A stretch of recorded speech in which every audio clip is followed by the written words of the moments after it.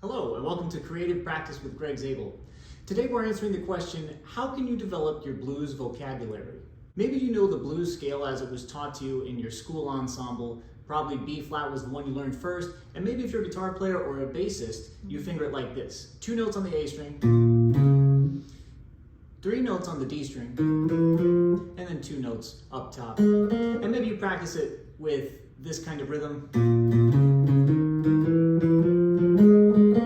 Or maybe you go.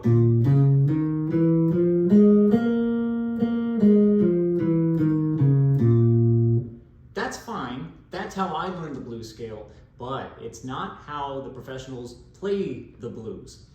The best thing you can do to develop as a musician is to play along with recordings. But before you play along, you have to do some intensive listening to what the professionals are doing. So today we're going to be stealing from some professionals who have expressed themselves using the blues vocabulary.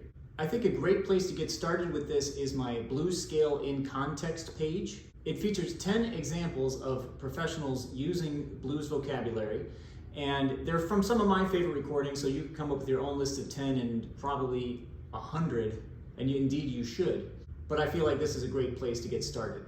I'm going to be using the guitarist fingering, but keep in mind, if you're a bassist, consider using fingers 3 and 4 together as a partnership. So 3rd finger on the 6th fret of the low E string, 1st finger on the 4th fret of the A string, 3rd finger on the 6th fret of the A string. We have 3 notes in one position. Now, you see the very next fret, we're going to shift up so that the 2nd finger is there. We'll play fingers 2 and 3 on the A string, and then up to the D string, finger number 1, and finish with finger number 3. So we have this, 2 positions total. What I like about this fingering is it gives you the ability to start the 2nd octave right away. You don't have to do any kind of jump or awkward transition. It's simply, it's the same fingering until, if you're a guitarist, you go to the B string, and then you have to keep in mind that extra shift. And of course we can use the same fingering when we're descending.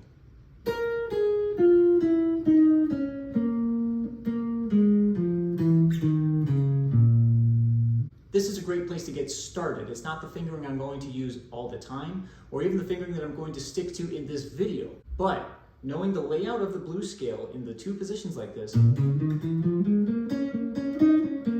is very useful. We're going to start with example 1 on the blues vocabulary in context page. And if you're a musician who came from the world of rock like I did, maybe the first time you heard the blues scale was when Guns N' Roses did it on Sweet Child of Mine. If you go to the timestamp listed on the page, you'll hear this passage.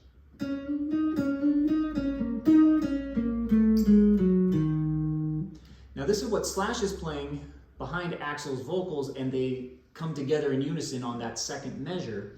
And when he does it, he's doing some guitaristic bluesy bends that we're not going to discuss in this video, but just for simplicity's sake,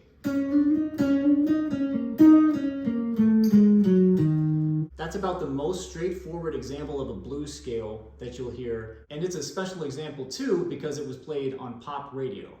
But examples 2 through 10 come from the jazz world, legendary jazz musicians. And I'd like to skip ahead to number 5.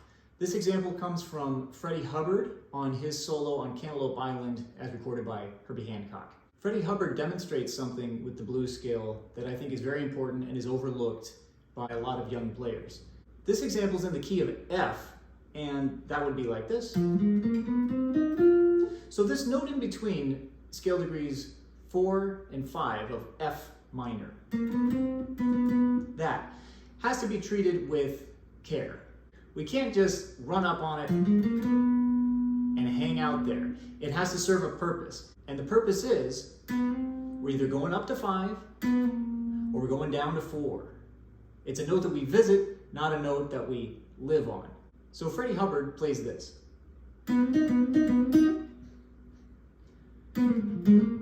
And there we see he's using that flat 5, that blue note, to lead up to 5 and to lead down to 4. The last example I'd like to look at today is number 10, and it's just a burnin' lick that comes from Horace Silver's recording of Cookin' at the Continental.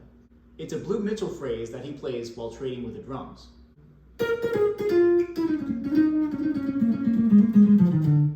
Here we actually see a mix of the B-flat minor blues scale, and then he ends on the major third of B-flat. I think it's a wonderful mix of minor and major tonality that's a hallmark of the blues tradition. But what does all this mean for us? How can we translate this to our own playing? A great educator in my life named Dan Miller, I believe he was quoting Kenny Dorham when he said this. He said, "We imitate, we assimilate, and then we innovate." So in order to do that, we need to be able to break down the passages we're studying into its component parts. What are the scale degrees that we're playing? In the first example, we actually had a note that wasn't in the blues scale.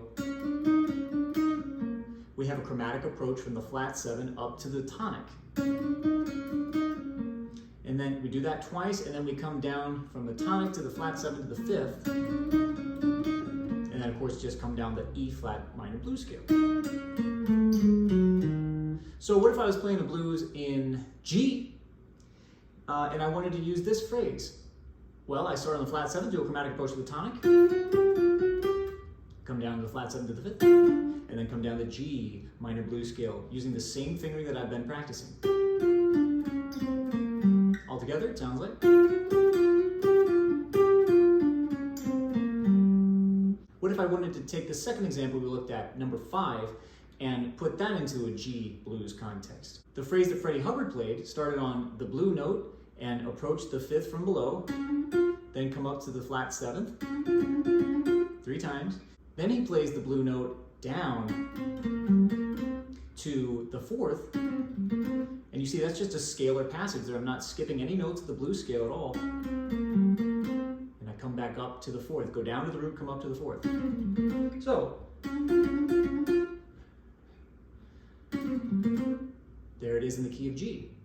And last but not least, the third example we looked at, number 10, starts on a high root, comes down the scale with this trademark jazz rhythm, and then we run down the scale in a similar way as Freddie Hubbard did. Come up to the 4th.